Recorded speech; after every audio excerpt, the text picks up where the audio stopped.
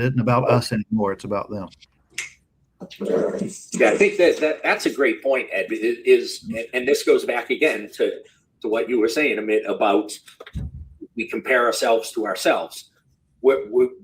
If we only look at how do we make dealership service better from the dealership lens, then we don't get into mobile service. We don't look at what people are doing in their regular lives, right? That restricts them from coming to the dealership, makes it prohibitive from coming to the dealership, even if they wanted to go to the dealership, right? There are days when I have no way to drop my car off at a dealership that's 25, 30 minutes away from me and still be able to keep a schedule that I have to keep, right? It just can't happen.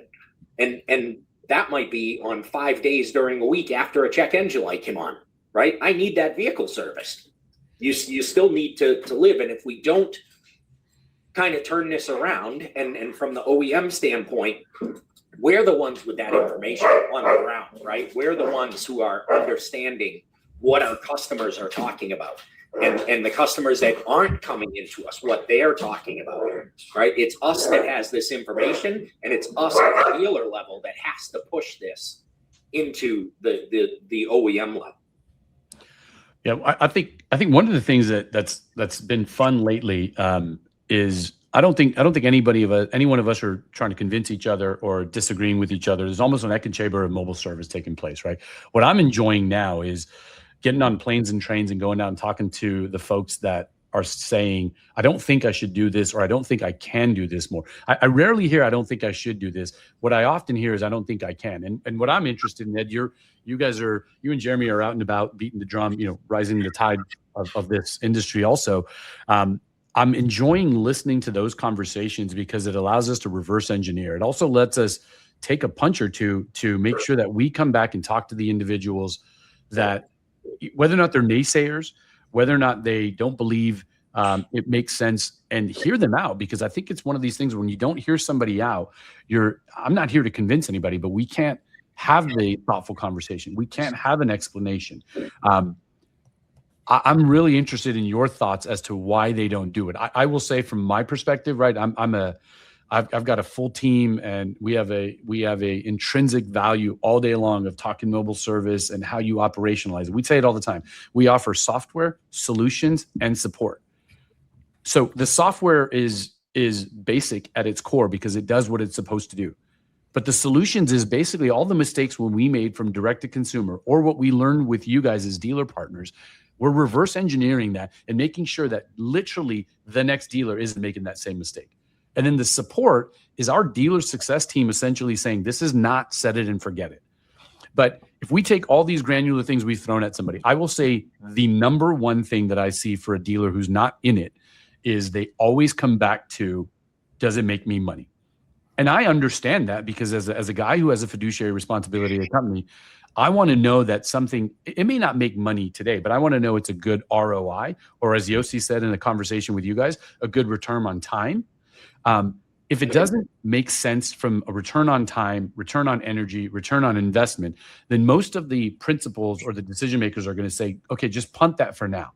But I always go back to them and said, when's the last time you added a service bay and said, I'm going to charge an extra $9.99 because I added a service bay? When's the last time you said, I add a service bay, and if it doesn't make money in 3.5 months, I'm going to take the service bay out in the back and shoot it? Right. So it doesn't take place for the new. So if you think about these two dealers, the ones that aren't doing it, we always talk about ROI, and I'm baffled because I think I've heard Ed say, I don't know how don't many with mobile service, right? It's not the same level of infrastructure. There's not 8 people touching this thing when it comes to the dealership. There's a technician and a vehicle.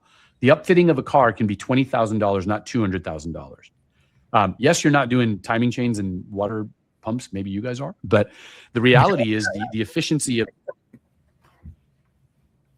at $300 ROs with less infrastructure and cost of goods seems to make money, right? So that's the number one thing. And then I'll go back to this last thing. For those that are doing it, I think the number one mistake we see is they just forget to tell everybody they're doing it. So yeah, they forget to tell everybody. Let's dive into that just a bit, because what we're seeing the same thing as far as people are saying, okay, I don't know how I can do it. And I agree with that. They don't have a plan. And that's where they need partners like you and us to come in and help them with that plan. Because if they don't have the vision of how they can put it into play, then they just do more of what they already do. I'll just do a better job here. And we got to help them with that plan. And then there's answers to all the questions that they dream up. And when they say, well, I don't know where to get started. Well, the key to that is getting started. But when he says, can I make money? Well, every one of us that's done any type of business has had some type of price leader. And when you do a price leader, you don't necessarily make money on it. The half off happy hour, half off apps at happy hour, they're not making money at that, but they brought you in the door. It's a level of advertisements, a level of driving things there. And we don't make much money on changing oil. We don't make much money on changing tires, but those are things that we have to do to prevent a customer from defecting. Well, it's the same thing here. There are some price leader elements of this, but there's also some elements where we can make things. But there's other elements that comes along with. One of our biggest expenses is advertising. This is a form of advertising, so it's a reduction of that expense. Another big expense of us is people. Well, it's a reduction of headcount because they don't have all these different people in between the customer and the technician. We have the technician and the customer.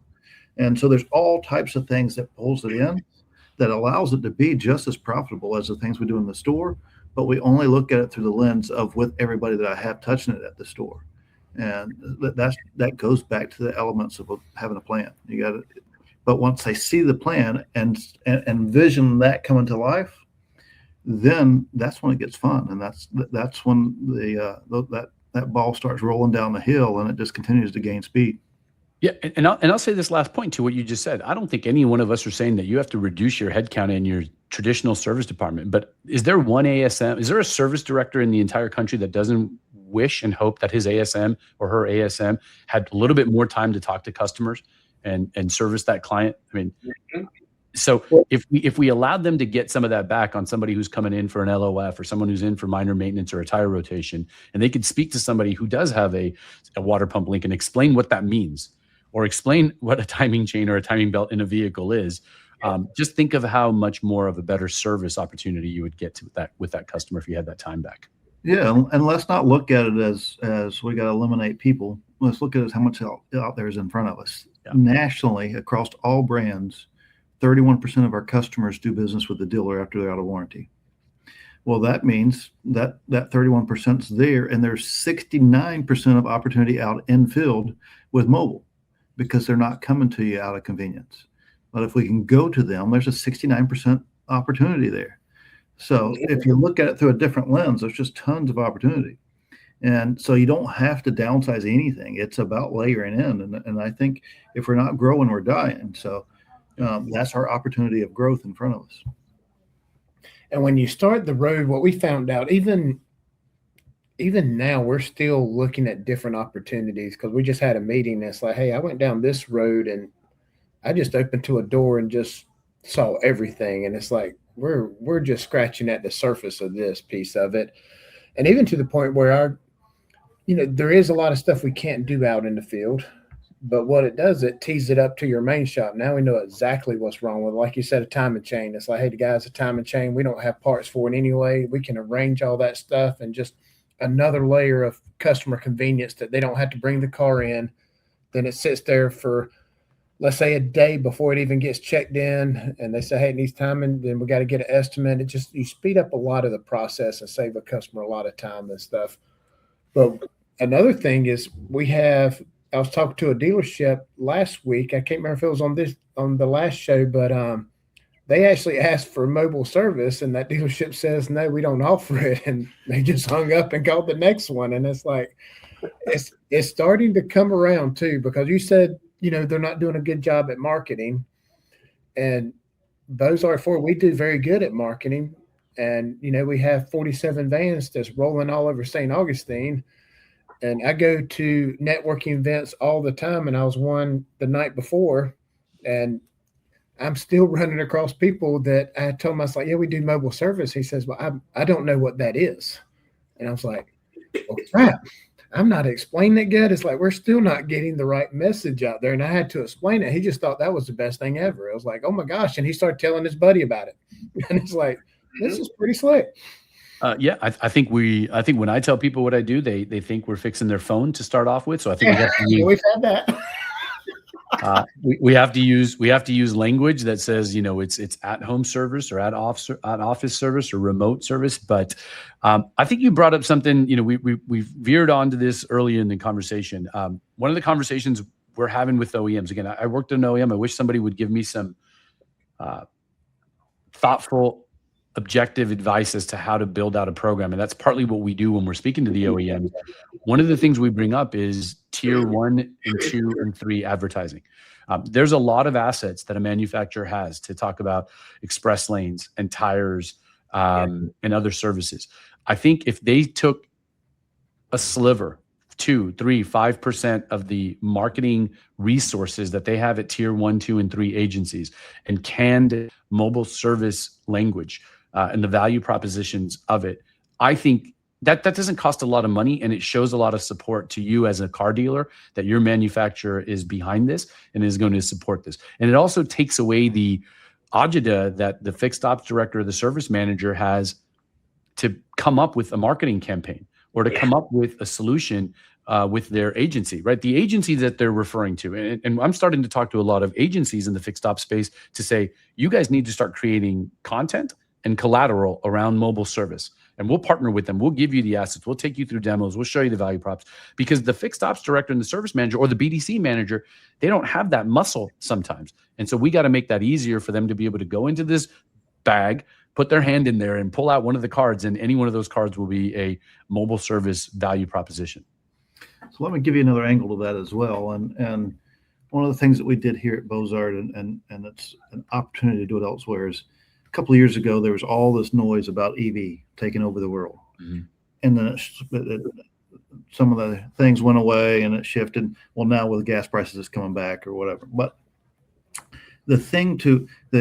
everybody had an opinion about EV, whether they've ever owned one, drove one, or whatever. They all had an opinion. The easiest thing to do, what's the easiest person to buy an EV from? Someone that drives an EV. Correct. So we put in a bunch of chargers here, and we told anybody that if they bought an EV, they could charge for free.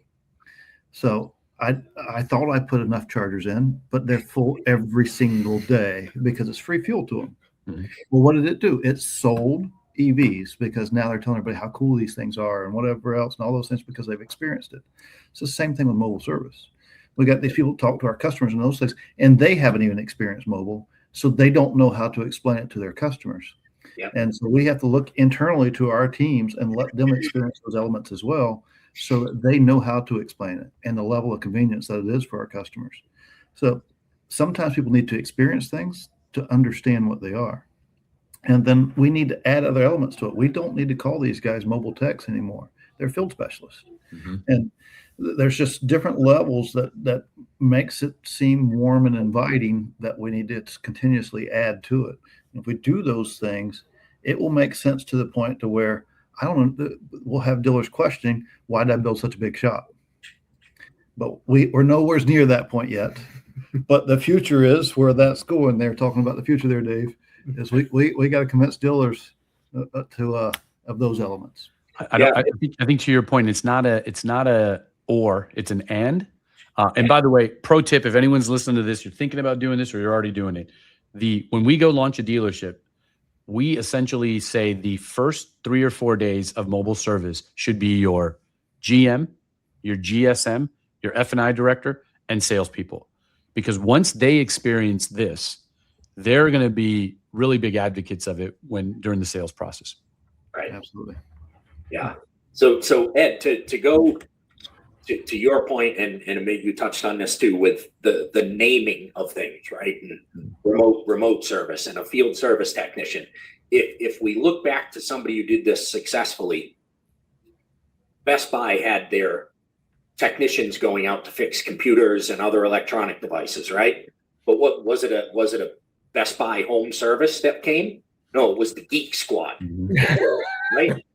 And everybody saw those cars, and everybody went home to go, what's the Geek Squad, right? To find out that it's just from Best Buy. and that there's an opportunity that lies in there on what we end up calling this mobile service revolution, right? Because the name truly does matter, right? If we can make this memorable for customers that see those 47 vans driving around in the St. Augustine area, right, and still don't know what mobile service is, if we can make it memorable for those customers, we can start that even more momentum that mobile service is gaining to start to go much more nationwide and have dealers start to see like, oh, I need this, because people see it, people remember it, they come in and they ask about it. But I think it's because we're at that. Sorry, Jeremy, I don't mean to jump, but I jumped. I think it's because of that. The Rogers curve, right? When you see hyper early adopters, and then you see early adopters, and you see chasm. I think we're very close to chasm. I think the data point out of NADA in 2026 in February was there was about 2.5 to 2.7% mobile adoption with the franchise dealers, and it'll be over 6 or 7 by the end of this year, so more than double. So then when you get to that second level of early adopters, there's a chasm, and then it's just the generalists. Everybody comes aboard. And I use this example with the dealer yesterday who said this to me. It's like a cartoon Wile E. Coyote. You light the bomb, and the bomb stick starts really slow, and then it speeds up really quick. Well, the dealer basically said, I believe most dealers will be doing this in the next year to year and a half. I just need a 6 to 8 month head start on the guy next door. Yes. And I think if you think about it that way, it's sort of, it's Kobe Bryant, right? He woke up at 4 while everybody woke up at 7, but he did it for 15 years. So there's never a chance you're ever going to be able to catch him. Yeah. The early adopters are running, and they still, the ones that are waiting to say, hey, I just need to get a head start, they still got to start with crawling. And, but for all of us, when we say, how do I introduce to our customer? Well, the key is getting started. And then the second element is however many vehicles you sell every month, new or used, it doesn't matter, because you want to service them all. Set their first service appointment for mobile and introduce mobile to them. And so we can say, well, I don't know how to even get started. There's a way to get started. It's the simplest service that you're going to do. There's the best chance of having nothing else wrong with the vehicle but those things, and it's an opportunity to introduce. And then we start to educate our customers and build layers on top of that where we can and introduce things that we can do while we're in field. Yeah, and Jeremy and I had talked one time early in doing this show about that first appointment even being before the oil change, and having it be somebody that goes out, like the who had the geniuses that showed the customers all the tech on the car. The Apple geniuses. Yeah. So doing that after they get the car, right? The salesman shows them some of the tech. They're just excited to get in the car and drive it. They're if they remember how to get their phone paired, that's about all they're going to remember. But if you send somebody out with your mobile service, and they're there and showing them their tech while they're in their driveway, they're going to remember that. And now you've introduced mobile service to them. Like, hey, it's not just me that can come out and show you how to connect your phone and how to make the heat be different on 2 sides of your car. We can also do your oil change, your tire rotations, bring you new floor mats, whatever it is. It's an easy way to introduce mobile service to your customers actually in their driveway. Absolutely. I just got to come up with a clever name, because now you got geniuses and geek squads. You got to come up with a good, catchy mobile tech name. Yeah. We just, I think we got to assimilate it to these pit crews, right? People that go out there and, grip and rip tire swaps in 3.2 seconds or whatever it is, right? The pit crew of each dealership is a pretty cool approach, but I'll come up with something on the fly. We'll throw it back at you. Yeah. There you go. That could be it. Pit stop crew. Yeah. Branded on the side. It's something we use. So when we go out and do, quarterly business reviews and monthly business reviews, we do a couple different things. And one of the things we do is a pit stop with our dealers. I think at some point someone's just going to hit us over the head and like, can you stop with the automotive innuendo? But it's too easy. Yes. All right. Well, we're running over our time that we normally went, because we're having such a good time. We went so far in the past and so far in the future. Mitt has this beautiful new mic. It's good time. So, Mitt, we'll start with you. Some final thoughts? Yeah, I think my final thoughts are I'm going to steal from Ed. Like anything else, just break something, right? Go ahead and try it. The investment's actually pretty low, to be brutally fair. If you comparatively think about how you expand capabilities in a traditional stop, call us, call others, call anybody. Call Ed, call Jeremy, call Dave. The one thing I say is LinkedIn is unbelievably forgiving in our industry. If you reach out to somebody, there's so many, call Jim Sabino, call some of these folks that are doing this, and they'll give you their advice, and they're going to tell you it was not easy week 1 or week 2, but gosh, 2 months into this thing, this has been a blessing for us for these reasons. So pick up the phone, call folks, and just learn. I mean, you don't have to buy anything from anybody. You can just sort of get the conversation going, number one. And number two, go talk to other people outside of the dealership. I always tell every service director, service manager, decision maker, I can show you data points for 7 slides if you want. Then just go talk to 10 people and ask them, what would you think if I came to you instead of you coming to me? And just watch the reaction to that. And whenever we're in doubt, follow that customer. Love that. Mr. Roberts, final thought? So Amit gave you the ingredients on how to get going. And I'm going to help you get over the fear. I've had this thing, it's like a Amber Alert in the back of my head that's just flashing. And so I'll hand it to you. The number one cause of failure is the fear of failing itself. So when we feel like I can't do it, that's the number one cause to help you go ahead and fail. So the fear of failure is the leading cause of failure. Get rid of the fear and get started. I love that. I think Mr. Ford said something like that, didn't he? Whether you think you can or you think you can't, you're right. So, exactly right. Yes. Beautiful. All right, Jeremy. So I'll give you some data points from our mastermind group. There's 4 or 5 dealerships in this group, and they're trying to figure out how to convince their general managers to buy another van because they're at that point where they're at capacity. And these are the guys that's like treating it as its own business and really pouring their energy into it, and it's working for them. And I haven't run across, and Ed and I talked to a lot of dealerships across the country.